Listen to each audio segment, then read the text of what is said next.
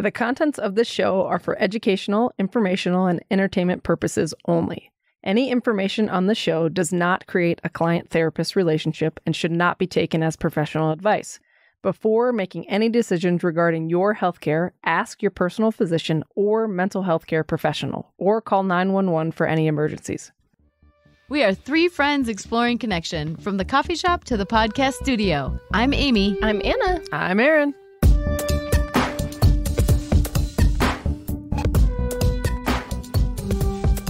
Today, our sponsor is Shape'a, a numberless scale and personalized plan that will completely change the way you think about your overall health and hitting your goals. Shape'a is perfect for people who are making an effort towards a healthier lifestyle, but do not want to feel confused or judged by a number. Instead, when you step on your Shape'a, you'll see a color based on your weight trend over the past 10 days. So if you go out for tacos the night before, or it's that time of month, Shape'a won't judge. Shape'a will also keep you on track and motivated by sending you personalized daily missions related to exercise, sleep, nutrition, and more that fit your lifestyle and your goals, so you can build healthy habits and achieve lasting results. I have a Shape'a and I've had it for a couple years. I love it because when I see a color versus a number, I tend to be way more gentle with myself. I am encouraged rather than discouraged. And I know that my color takes my weight range into consideration rather than one single digit, which naturally fluctuates. I love the missions because they are achievable goals. We've got a deal for you. If you go to myshape'a.com and enter LessAlone50, you will get $50 off your Shape'a scale plus free U.S. shipping. Hi! Oh my gosh, we're excited. Okay, Erin just kicked off the welcome. Welcome back, everybody. Is that what I look like when I give you energy? Yes. Speaking of energy, we have got a great podcast today. Damn, y'all! No, Captain! Damn! Segway! So, Damn! thank you. Damn! So good. Okay. We have got a great show today. We're It's a big super one. excited. Oh, okay. Oh, yeah. Here we go. Okay. It's a big one. Last episode, we were able to talk with Sarah of the Kid Conscious Project, and super stoked about everything she's doing. I was really inspired. It was so It's inspiring. amazing and made me wish that I had that stuff when I was a kid. Oh, Like, hell yeah. It was amazing. totally. Yep. I think it was so cool how it was like, originally this leadership program, but then really it is now becoming a consciousness program. Yes. Yes. Or, and like the evolution of it. Yeah. But just what a gift for kids. And Huge. parents. Yes.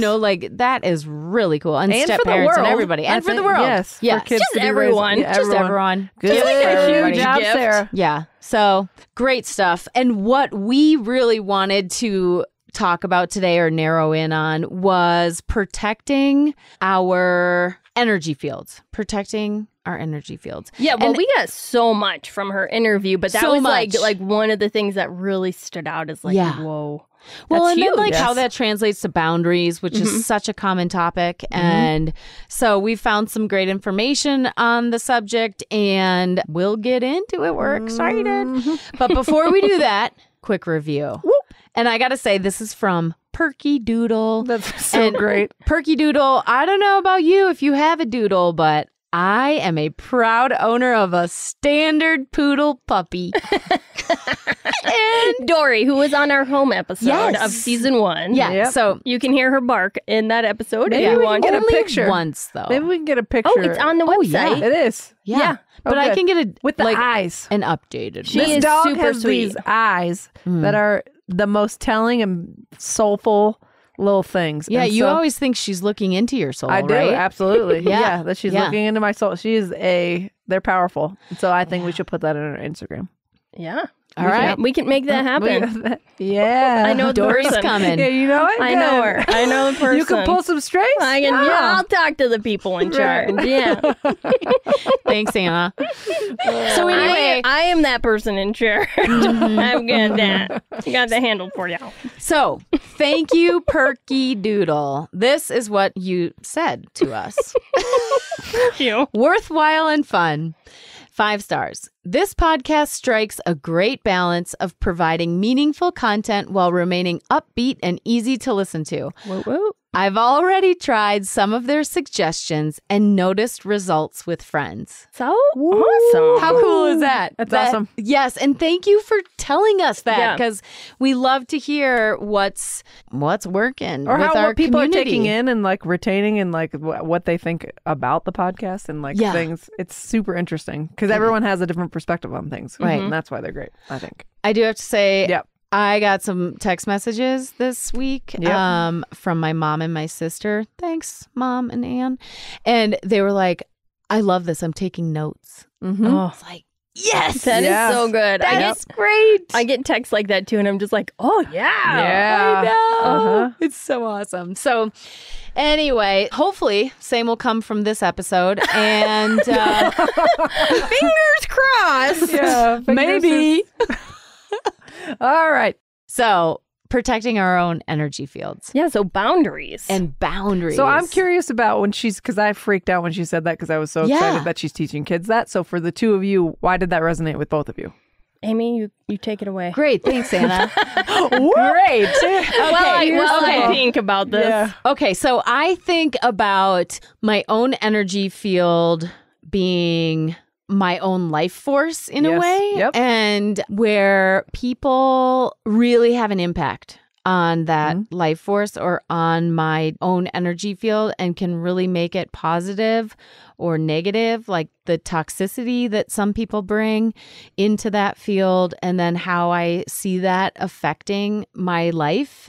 And I see people who are really positive, supportive, loving, genuine to me and coming into my field, and how positively that affects my own day-to-day. And I feel like lately, with going through some hardship, it's become so obvious to me how I do have control over protecting that field. Yep. And so it's been a really powerful thing for me to think about what I can control and what I can't, and how I can protect my energy field, which will then create the life force or the life force that I want. Do you have specific exercises that you do, or what do you do for that? Well, interestingly enough, my therapist gave me this cool tool about it's a circle on a piece of paper, and it has a bunch of different categories and then numbers 1 through 10 kind of going out from the center.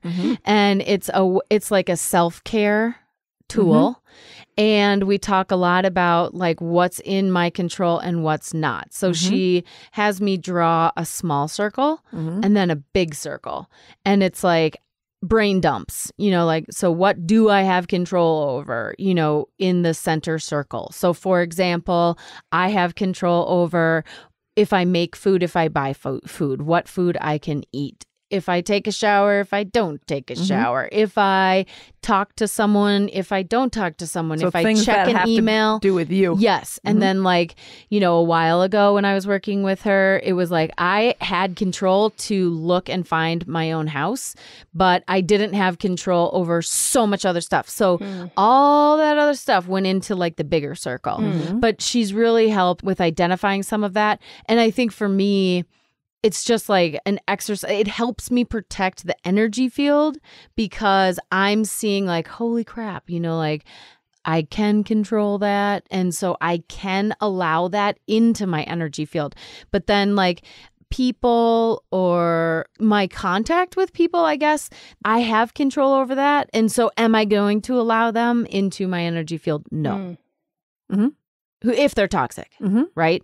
So we talk a lot about that too with, just thinking about who fills my cup, like who do I want in that energy field? You better have us at the top of the list. Yes. I know. I'm thinking, where are we on that list, Amy? Absolutely. We better be on the damn list. Are you kidding me? We spend all this time together, so I think we would have been booted by now. would've been Oh booted. my God, Yeah. no. You guys fill my cup more than you would ever know. Thank you. So yeah, does that answer your Absolutely. question? Yeah. Yeah. Anna, What about you, Anna? So can you repeat the question? The question was that we all were really stoked when Sarah was talking about she tried to get out of it, but I didn't forget. So You're like so annoyed with me right now. So we talked about, Sarah was talking about how they did a workshop with little kids that taught them how to protect their own energy field. And so all of us were super stoked. That's the thing we picked from the episode. And so for you, how do you do that for you? You know, I think it really resonated with me because it's a concept, having boundaries and protecting my energy field. That's something that I only came into feeling empowered about when I became an adult and like started the self-journey, self-health, self-healing journey of like figuring out who I am and all of that. Like it wasn't something that was even allowed or on my radar when I was a kid. And so I think that's why it stood out to me in particular as like, wow, this is something that we can teach kids, that she's teaching kids or having others teach kids as something that is super vital. And I really feel like so much of the angst or problems that come up in like adult friendships and relationships is partly because of boundaries and lack of boundaries. And so like talking about boundaries and protecting our energy fields and what that looks like is something that it really stood out because it's something that I've had to work on and acknowledge and, you know, cut out certain people or limit my contact with them in an effort to protect my space and my sanity. So that's why it stood out to me. I love how you just brought up kids. And I think like, I mean, one of the big things that I was like, oh my gosh, when Sarah was in studio is thinking about what a gift a child or a kid would have thinking about this stuff so early on. Well, because kids are so sensitive. All of us, everybody is born into the world being intuitive and sensitive. And then at some point that's knocked out of kids. I don't want to say beat out of kids because that's not great, but like is stifled or smushed or whatever. And it's so important for kids to recognize that they are energetic beings, because I think it's super interesting because I work with energy stuff that we talk about electric energy, we talk about solar energy, we talk about mechanical energy, whatever the different kinds of energies. And when you talk about human energy or the energy field around us, like then people get all freaked out and and weird about it. And it's like, well, if we talk about all this type of energy, but then we start talking about energy between people or energy within us, like or whoa. So that's too weird, and I'm not going there. And so to like honor that it's a thing, and to teach the kids about that is such a gift for sure. Well, it's like super empowering. Yes. It would also be interesting if that just became the norm. Like imagine I think that it is. I think it is moving that direction, to be honest. Yeah. But then think about that. Like maybe it wouldn't be empowering. You know, like imagine if you were a kid just going through life and that was just part of your education as a child. Like, yep, there's energy everywhere. I have an ability to protect mine and I have the tools to do that. That would be amazing. Yeah. And like to understand how your energy influences other people. Right. Like that would be a huge deal. I think for me, I got so excited was because I'm super sensitive to energy. And I didn't know that as a kid because it was shut down for a long time. And then I like started to develop this thing where I was very in tune to other people's energy. And if I would have been taught that earlier on, how much more ease there would have been in my life, because I would be so overwhelmed by things. Just to have the awareness of it, you mean? Just have the awareness of it. And I didn't know that it was going on. And so my first therapist that I went to, before we could even start EMDR stuff, she was like, we need to get a hold. I was telling her my experience in the world. And she was like, oh, you're super intuitive. We can't even do EMDR stuff until we get a hold of your intuition and you understand what's happening with it. Because I had no idea that it was a thing. I didn't even think I knew what intuition was, right? And then I was like, oh, I have a lot of this. Yeah. And so when she was talking about that, I was like, thank goodness, because kids are so intuitive. And I think we're just born that way. And so it is fantastic. And so for me, I've been practicing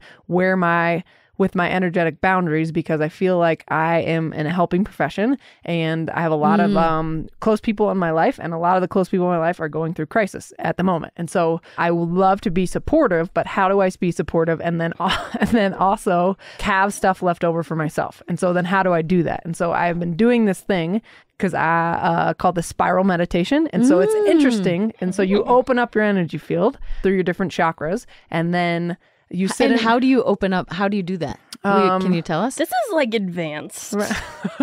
So how do I do this? Serenity. So how do I do this? Is Advanced boundary. Advanced boundaries. Energy field protection. Yes. Okay, let's hear it. Okay, so you put your hand on your heart. Okay. Right? And then so you're just in this energy. And so you're just imagining green is often associated with the heart chakra, right? And then you go to the left. That's my accent color. Then you go to the left, down to your solar plexus, right? Over the boob, down to the ribs. Yes, Anna. Here, and then you hold yourself, so then you open it. So then you go to like different spots and you spiral outward. So then your energy field is huge. But so what I have noticed. Wait, so you're always going to the left? When you're opening. So when you're opening. Yes. So if you come here and then because you're spiraling, so you're coming back to the right. So you're going up to your high heart. Okay. This is going to be too hard for them to understand, I think. Okay, I want you all to know. We are sitting. Our feet are on the ground. We're sitting in our chairs. We all have our hands on our higher heart. High heart. Yep. Yeah. Yes. Yes. So maybe anyways, you could do a little video for folks. Sure. That'd be awesome. Okay.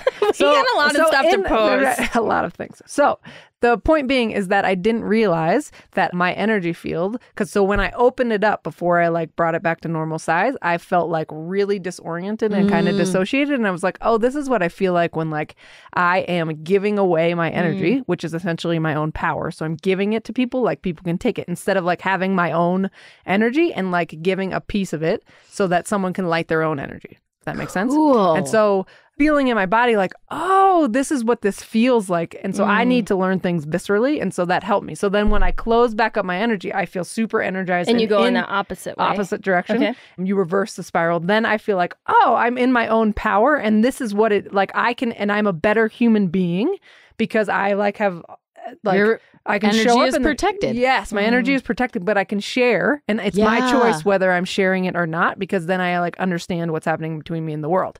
Because what I've learned, because I study the energy medicine stuff, and so there's this woman called Andeo Judith, and she has this book. She has several books on chakra stuff, but she's studied things for like over 40 years. She's amazing. And so she was talking about in the book Eastern Body, Western Mind. So she talked about your first chakra, which is like, so there's 7 energy centers in your body. And so the root chakra is at the bottom, basically your tailbone. The root chakra is like safety, security, money issues, just like general, Amy's dancing, just like general like stability, like its element is earth. So it's like solidness in the earth. And so what I have realized over time is that, and then your second chakra is your sacral chakra, and that's all like feelings and like flow, right? So if your earth is not solid, so if my earth is not solid and I feel like I don't feel grounded, I don't feel centered, I feel like kind of shaky or anxious, then my energetic boundaries are in other people's stuff because I'm checking to see. Does it make sense?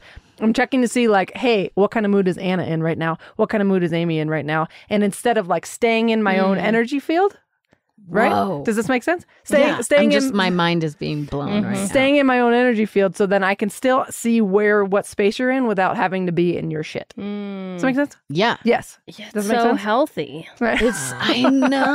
So healthy, Erin. I'm just thinking about my butt. Like I need to do so much work in my tailbone. Yeah.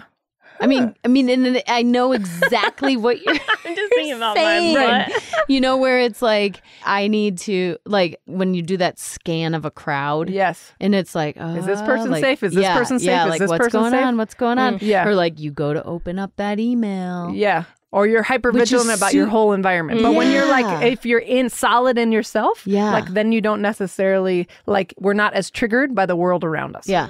So do you have any techniques for really being solid in those bottom chakras? Well, I think, so when we've talked in previous podcasts, maybe last season, about breathing all the way into your root. So it's hard to get air all the way down there, but if you can breathe all the way into your root, then that is, so all the way into your hips, I guess I should say, then that's where like, then you're teaching, your breath is the information, like you, through breathing, that's how you teach your nervous system. That's the language of the nervous system, right? And so you're breathing all the way into your hips. And then that is teaching your system like, okay, I'm safe because I have breath in my hips, right? And in my first chakra. Okay. And so you can breathe, you can run, you can go for a walk, you can, a lot of times, like if you stand up and push, do like a calf stretch into the wall, like if you put your hands on the wall and then put your feet behind you like you're stretching your calf and try to push yourself into the other room. Why are these things in particular good for the root chakra? Because it creates a sense of grounding and a connection to the earth. Okay. So because your breathing gets... Because your breathing is so part of much? that, but as different things that you can do. So it's just a connection. Yeah, go ahead. Can we back up a little bit? And I'm curious, what so fascinating. Super, super fascinating. So what would bad boundaries look like? What do they look like, for the listener?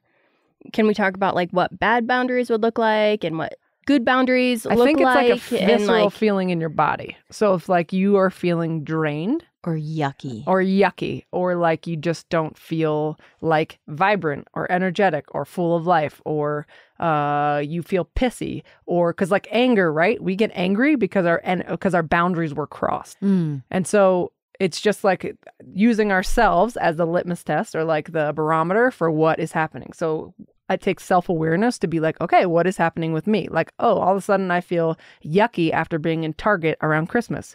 Well, yeah.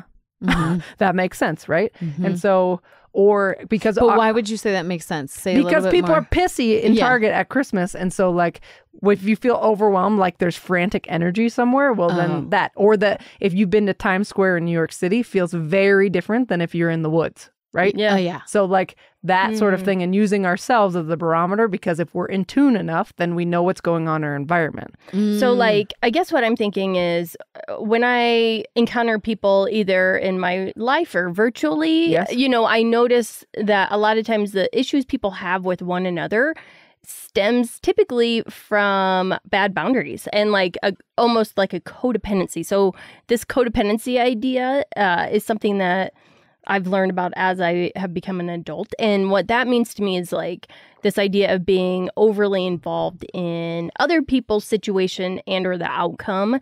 And that's like, to me... Or looking to someone else to fill you up or give you approval. Yeah.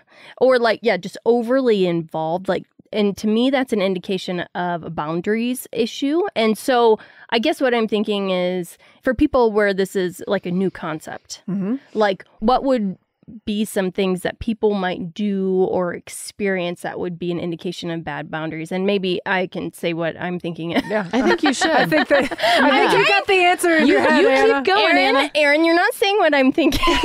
So this is an indication of bad boundaries because she's expecting me to read her mind.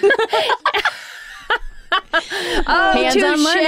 Hands on learning. See, and I was like, okay, she's not picking up what I'm putting down. Okay, here. so tell us. Okay, so what I noticed with bad boundaries is overhelping, being overly involved and overly involved in the outcome and like letting people's possibly negative feelings about a situation or about me affect me too much. So like, for example... So then that would kind of be like infringing on your energy field. Yeah. Oh, I think so for sure. I think it's all emotional energy field. It's all interwoven. Yeah. So like I notice a lot of times like people will help, especially, okay, I guess I'm thinking of the spendingfastersgroup.com that I run on Facebook.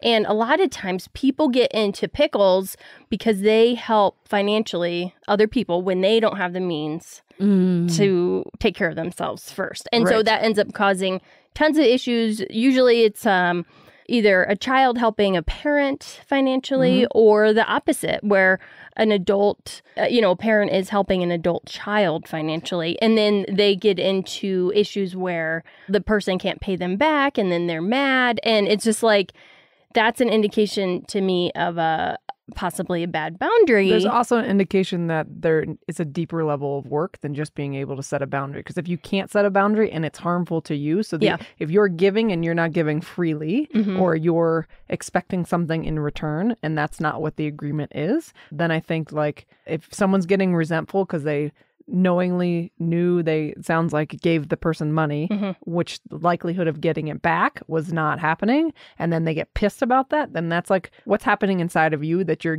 engaging in this behavior. I think it's a deeper issue than just setting boundaries. I think too, there's boundaries of, helping too much or someone else. Like, that feeling of getting unsolicited advice? It's your favorite. Oh, it just irks me. But to me, that's like a violation of my boundary. Yes. Like, and so I have the choice then to either say, I don't want advice right now. And then I feel like I'm putting a boundary up because I'm telling that person, like, no. And I feel like many times it's taken me a long time, and I still have a lot of learning to do and work to do. But I think if I chose not to say anything and I just kept letting that person continue to give me unsolicited advice, then I would not be setting a good boundary. And that would be on me, and that would be my part in it. And I feel like, I don't know, I just think it's really, there's also just like physical boundary, when people are like real close talkers and you're like, you feel Hi, that. Amy. Yeah. Hi. Yeah. You feel that. Yeah. And so then it's like, I think just that for a visual of a boundary or protecting your energy field. But like, if you can then just physically take a step back from that person. And then the person steps in your space. Right. But then it's like, there's tactics, like you can cross your arms and like put up a, that's also a boundary, like interestingly enough, I was doing a little research for the show and I went to this speaker recently and it was Emily Aries. She's an amazing speaker. Amazing speaker. Such a great entertainer. Like she just had everybody so engaged. And she has the podcast Bossed Up. Okay, yeah. Bossed Up. Yeah. Huge shout out. Thank you, Emily, for everything you're doing. But real brief. So she helps women, I think specifically. She helps women ask for what they want and in their career. So she helps women advance in their career, essentially. That's what I got from it so far. But she's got a lot of really great tips and things too. Anyway, so she put on she was with the group Lady Killers, Lady Killers in Denver. Are you familiar with them? No. Yeah, I wasn't either, but we got to get... What do they do? They have speakers once a month for women, like women leaders and women like changing things. It's awesome. That's awesome. So anyway, so Emily was there and her whole topic was assertive communication. So good. So good. And I learned so much about the difference between assertiveness and aggressiveness. And if I were to sum it up, it would be something like assertiveness is when you say what you want, but you also allow for other people's opinions or other people's contributions to a conversation. Whereas aggressiveness is when you say what you want and you steamroll. Yeah. And so you do not let other voices or other people to be heard. It's like my way or the highway, and here's what I want. And so often women specifically their assertiveness gets labeled as aggressiveness. Yes, it does. Or bitchiness. Yeah. Totally. But Emily's whole suggestion was like, just ask yourself, like, maybe that woman is just being assertive. And like, that's great as long as there is room for other people to express their opinion or their ideas. You stand in your power, I'll stand in my power. Yes. You stand in your power. Yeah. Yeah. That's yes. It was That's so great. It was really great. So, and you know what I've noticed in myself in particular when this idea of like, hey, I can actually use my voice and be assertive and ask for what I want and stand in my truth. Like this whole idea from like being a kid who was shy and didn't feel like I had a voice. Like I really had to study how to be assertive. And I noticed when I first started doing this, and I notice it in others sometimes too, when they first start exploring this concept of having an assertive voice and stance in the world is that sometimes it goes into the aggressive range because of kind of testing it out and feeling it out. And I kind of think that that's a necessary part in a way as you navigate it. So like, you know, I had to go back and fix a couple things I was a little too assertive / aggressive on, you know, and fix my part of that situation. But I mean, I think if you are new to this idea of being assertive, like there might be some messy parts involved in that as you discover your voice and figure out boundaries and things like that. And it's like, okay, let's roll it back here just a little bit.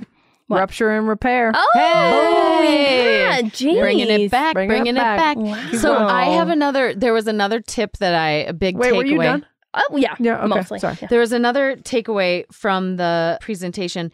And one thing that will help maybe smooth out some of those trials. The learning curve. Yeah, the learning curve is to say your intent before content. Give an example. So, for example, Like, do you do this personally or with the person? This is like another way to work on your assertive communication. Okay. So say I was in a meeting with my boss and I was asking for a raise and I needed to ask for what I wanted, but I knew that they were going to disagree with me. And so I knew that conflict would probably be there, as oftentimes, like if you're assertive, you will not have everybody in the room liking you, you know, or liking what you have to say. But that goes with the territory. It's risky. Period. And Emily continued to say that during the... It's risky? It's risky. Yeah. It's risky to be assertive. But... It helps you to be in alignment with yourself, though. Oh my gosh. Which is like, the energetic drain of that is massive. Exactly. The upside of it totally outweighs the risk, in my opinion. But so the idea would be, so say I went in and I was about to say what I wanted, which is my content. Yes. Right? Before I would do that, and before I knew I was going to go into that, I might say something like, hey, boss man, you know, like... boss lady. Well, let's be real. I mean, a lot of these people, a lot of women work in male dominant. It's just real. Yeah. It's like the other thing that Emily said real quick was that, you know, we do live in a very pale and male society who those pale and male individuals are leading our country and leading so many businesses. And that's just like the reality. So what can we do? Well, we can learn how to show the fuck up, be aggressive and allow other people to also, I'm sorry, not aggressive, be assertive and allow other people. Aggressive. Yeah. And allow other people. Aggressive. Be aggressive. Be aggressive.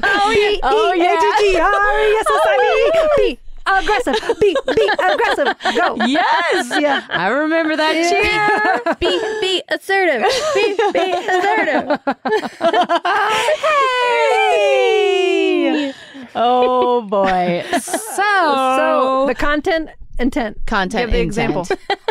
Okay. Hey, boss man. That's what we were. Yes. So it would be like, hey, boss man, my intent, you could even start with my intent or whatever, but like, I want to have this meeting with you because I need to just express where I'm at. And, you know, it's important for me to just make sure we're on the same page of where we're at or like where we're coming from regarding my pay. Right. Something like that. Okay. So it's like I'm stating like, hey, here's why I'm here. Here's why I'm having this meeting. And then go into, and by the way, I know that so-and-so or, you know, I'm due for a raise and I know that I am deserving of that based on my performance. Here are a few examples why. So then it's like, here's what I want and here's why. And not to over explain, but just like proof, you know, or like, what's your, you know, credible material. Bam, bam, bam, bam. Yeah. And what would be like the aggressive version of that? It'd be like, hey, I work my ass off. I need a raise. Or like, hey, I need time right now with you. You're super busy, but I need to find 5 minutes. So then you find the 5 minutes. Okay, I've been trying to meet with you. I know that I deserve more money. Like, or not even I deserve, but it would be like, I want a raise and it needs to be 20% higher than what I currently make or whatever, you know, 20% would be a really great raise. But, you know, like, does that make sense? So if you slide in, like, just set the bar of why I'm setting this meeting because I want to be on the same page. Okay. And I want you to know where I'm coming from regarding my pay. Okay. That's the intent. Right. Okay, so I found a couple things. It feels like, so if we're going back to energetics really quick, it feels like when we're assertive, we're like strong in our center and we're just presenting, no apologies, like unapologetic, you're just in your center. Yeah. But when you're aggressive. But you don't have to be a bitch. Right. And it could be perceived that way. And you do not have control over what other people think about you in that way. Right. But tone. Yes. And setting your intention.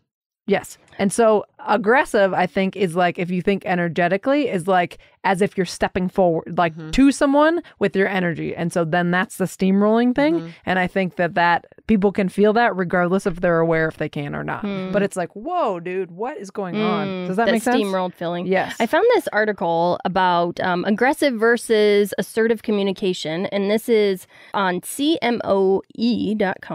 And this says that aggressive communication denies the rights of others, insults, wins at all cost, is emotionally charged, lacks consideration and empathy for others, and damages others' self-esteem. Whereas assertive communication does not use inappropriate anger or emotion, does not try to hurt others, is honest, fair, and direct, allows others to save face, expresses emotion using eye contact and positive body language, and practices good listening behaviors. I just think even with that, like, you have no control whether or not you're going to hurt someone or not. Yeah. So, like, I appreciate what they're saying, but I would say that based on the Emily Aries presentation, the number one thing is, like, even if someone is loud and, like, taking up, you know, whatever, their space, they can still be assertive, even though many people will consider them to be aggressive, because the biggest difference is if they're allowing other people to have their own opinion too. And so she was saying, the other thing that Emily was saying was like how powerful it can be in a meeting. Say there's one person who's just like talking. This is the way we're going to do this. Here's what I want. Here's how I want it to be done. Blah, blah, blah, blah, blah. And to be seen as a leader, if you're looking for that raise or if you're looking for a promotion or whatever it is in the workplace, you could interject and also maybe interrupt this person who's like just taking it and talking and not allowing for anyone else to say anything. And you could say, I hear what you're saying. Let's give everybody else an opportunity to hear what they're saying, because I'm sure there's other valuable opinions out there. And that is considered like you would be, according to the research Emily has done, you would be seen as a leader and as assertive because you're stepping in. Yes, I hear you, and let's get everybody else involved. What if that person that was talking was the boss? That's really? Yes. Wow. So that came up in the conversation. What did she say? Then you'll really be seen as a leader. Wow. Because it's not like you're saying, hey, no, now it's my turn to talk to the boss, who's like talking. It's like everybody, like your eyes are glazing over. You know what I'm saying? Yeah. Instead, you're trying to get other perspectives involved. Interesting. I thought it was super interesting. The other tip that I'm just going to end on, which with the Emily Aries stuff, is physically taking up space. Okay. And so she showed, there's like a visual of, and that's hard for women. Yeah. But especially, thinking about like the body episode that we did, like it's like our society is, women are small. Like that's what we're taught. Exactly. So we did this exercise as the audience, and she was like, okay, everybody sit in your chair and sit like a man. Right here. And right here. And so automatically let those balls hang out. Yeah, everyone in the room. Thank you, Anna. Everyone in the room. They're getting man spread. They're getting spread. Air. Yeah. And then she was like, okay, and then sit like a proper, like a woman. And sit like a man on the subway. And everyone, yes. And everyone, crossed their legs, crossed their arms, and became very narrow and very small. So she was saying, that's a good visual. Yes. And she was saying, all of us women have the opportunity to teach all the little girls who are watching us every day, no matter who you are, to take up space. And so she was saying, stand, spread your legs, like take the power stance that Wonder Woman takes, and like teach other little girls, or at least be a model to how you can stand, and you don't have to be so small and crisscross legs and arms and petite and whatever. Like, no. Take up space. And I think about that with the energy field. Like, oh my God, how beautiful is that? You know, like you stand, you sit, and it's like my energy field, if I make that movement, which for some reason right now, I'm like all about movements over here in the studio. But yeah, I just think about physical space and it's a good training. That. So it's a good workshop. It really was. Yeah, it sounds amazing. So there is this article that I found on Refinery 29, actually. On what? Refinery29.com. I don't know what that is. What? No. Oh, that's really good. Neither do I. Oh, okay. Well, it's good. Okay. So there's this these experiments that I've seen where women don't defer to men in public as far as they don't get out of the men's way, as an experiment to see, because men have a way of, they just take up space. That's what they're taught to do. And women are not, obviously, like you just said. And so what they do in the subway, this in particular, or like busy cities, or even here in Denver, is they don't get out of the way. And then what they do is it just shows them how many times they get like bonked because the men just expect the woman to get out of the way. Isn't that crazy? That's crazy. Yeah. And there's so much subconscious stuff going on. This article says, we didn't get out of men's way for a week. This is how many injuries we sustained. What? Yeah, this is an article by Kimberly Trong. Oh, I'm Truong. Sorry, Kimberly. But yeah, it's fascinating.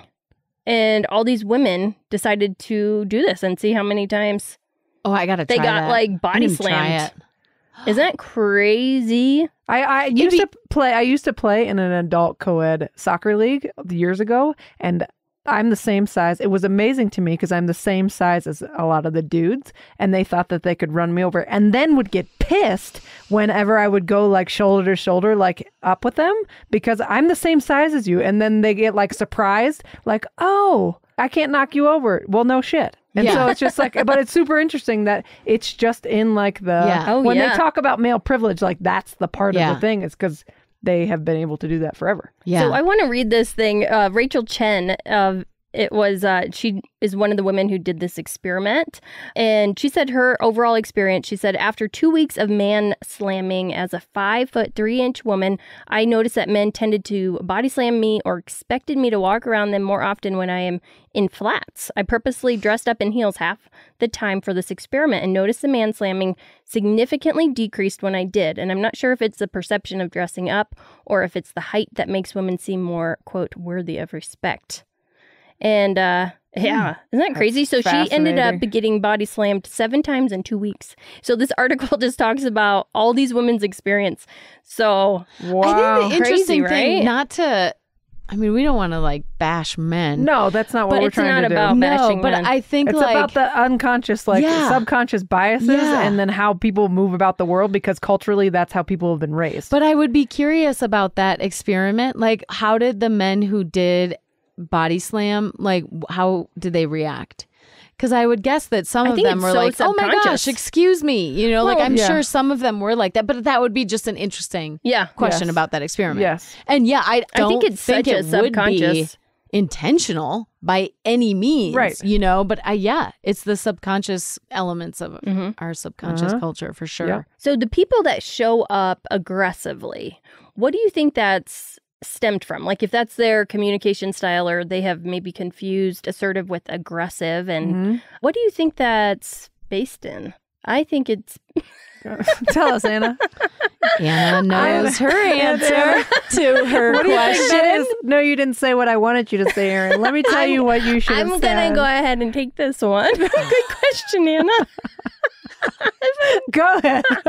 Okay, so I think it comes from a place of like fear, of like having a deep insecurity of saying like, I fear that I'm not going to get what I want, or I fear that I'm going to lose what I have. And so I have to come at it from this place of an aggressive stance, almost like a caged tiger of like, if I don't attack this with, and that's how I think of aggressive.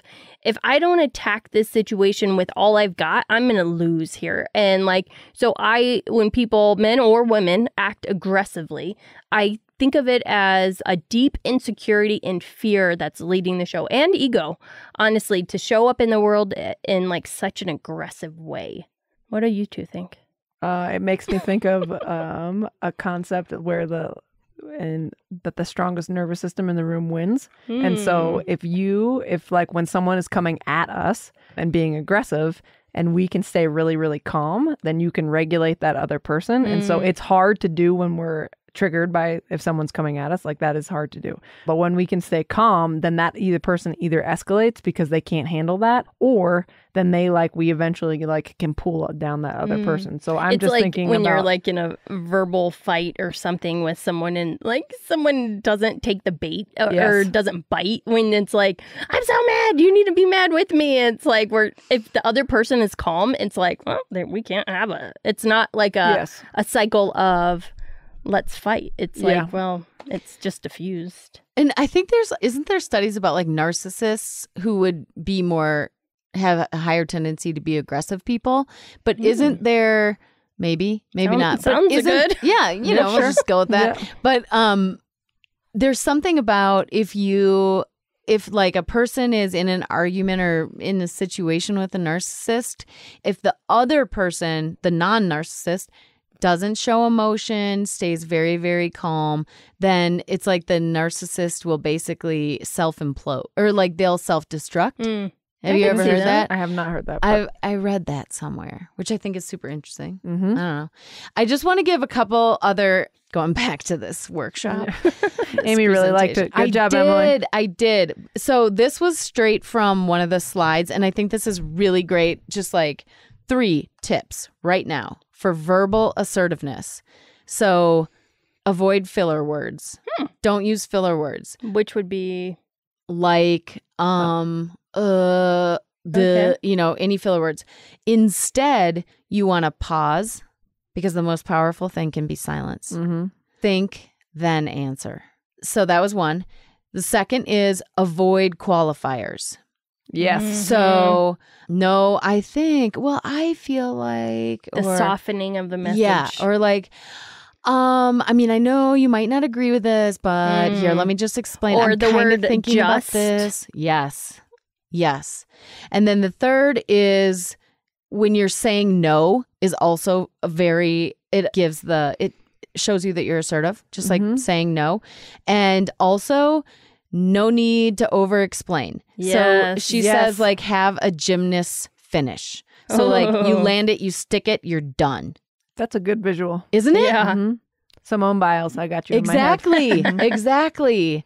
So, anyway, I thought that was... That's a good use of time right there. Yeah, good little tidbits. It really was. Yeah, it really was.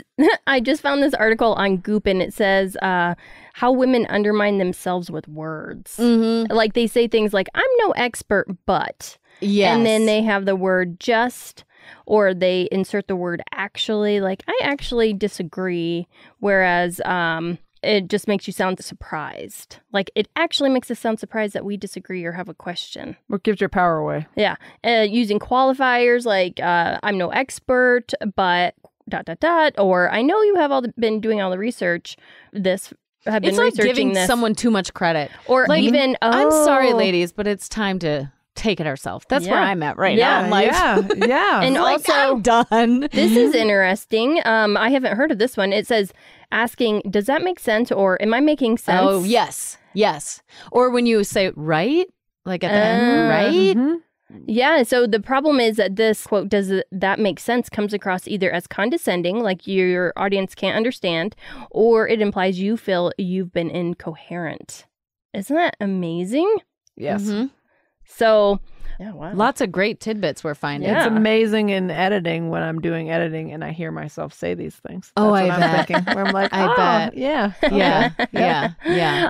So a lot of ways, I think being assertive is such a great tie-in to boundaries. Yes. Because it's we have these boundaries and we're trying to establish boundaries so that then we can protect our energy fields so that we can feel stronger, healthier, less triggered in our lives. Yeah. And I think a huge indication, talking about boundaries and assertiveness, if we find ourselves feeling resentful, that is a huge, huge, huge indicator that a boundary has been crossed, and something to look at about like, what do I feel has been crossed? Why do I feel violated? Check yourself. Before you wreck yourself. That's right. Erin, there was something that you had sent that we were going to read, and I'm just wondering how to create boundaries. Is that what you're... Well, so I found the No BS guide to protecting your emotional space, and it's on healthline.com. And I just think that we'll post a link in the show notes, but I think it's super interesting because they had tons of things like we can set boundaries for our personal space, sexuality, emotions and thoughts, stuff or possessions, time and energy, culture, religion, and ethics. And so I think they just gave a lot of like really great highlighted things that you could... I could just say like the ones that they number quick. Would that sure. be? So number 1, boundaries improve our relationships and self-esteem. Number 2, boundaries can be flexible. I think that's really great pointer. Number 3, boundaries allow us to conserve our emotional energy. Truth. Number 4, boundaries give us space to grow and be vulnerable. And those are the big ones. The benefits of boundaries. I think it's so good. Boundaries are so good. So can we talk really quick so that our listeners have some like tangible ideas about what boundary setting looks like?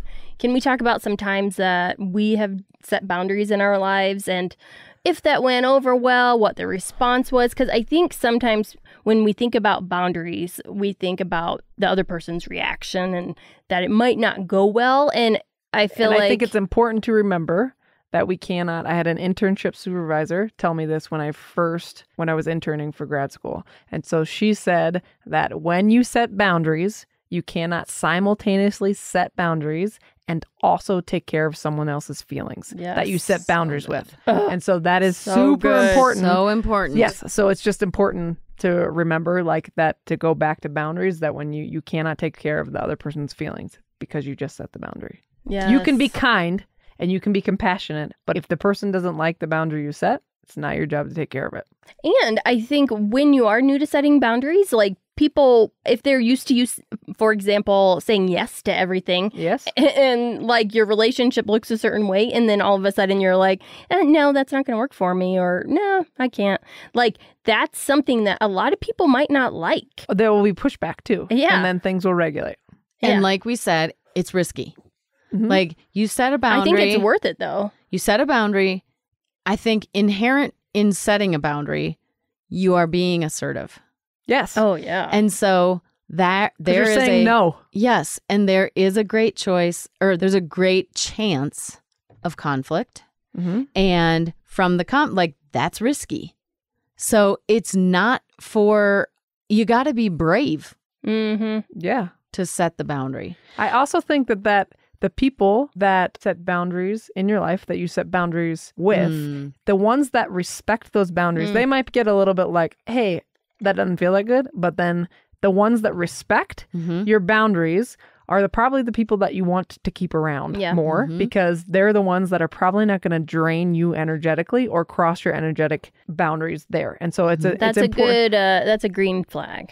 And that is a green flag. Like, hey, I was kind of pissed when you said that, but like, okay, got it. At least I know where I stand with you. Yeah.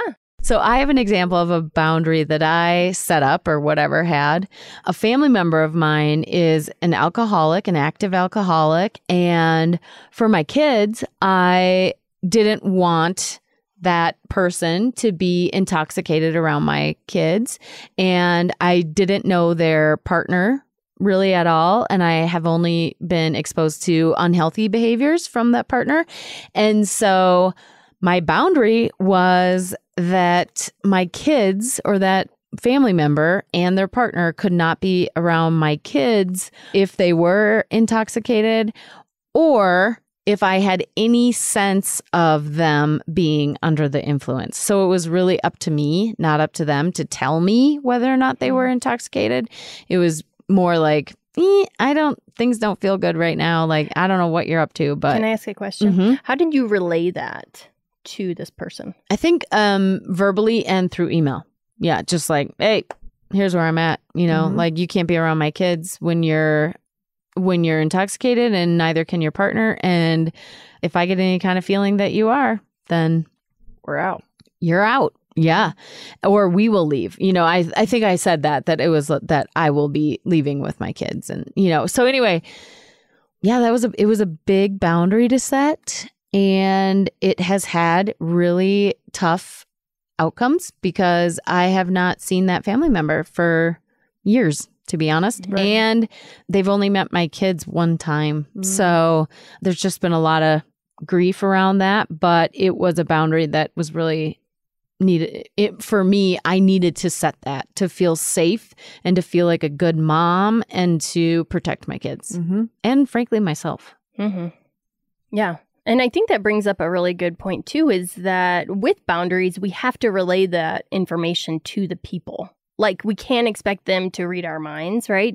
Mm-hmm. Totally. Because it's kind of like the idea of being in traffic and being like, why the heck aren't they letting me over? And then realizing I never even put my blinker on. Right. It's like, what the hell? What do you expect? Yeah. Right. So being forthright.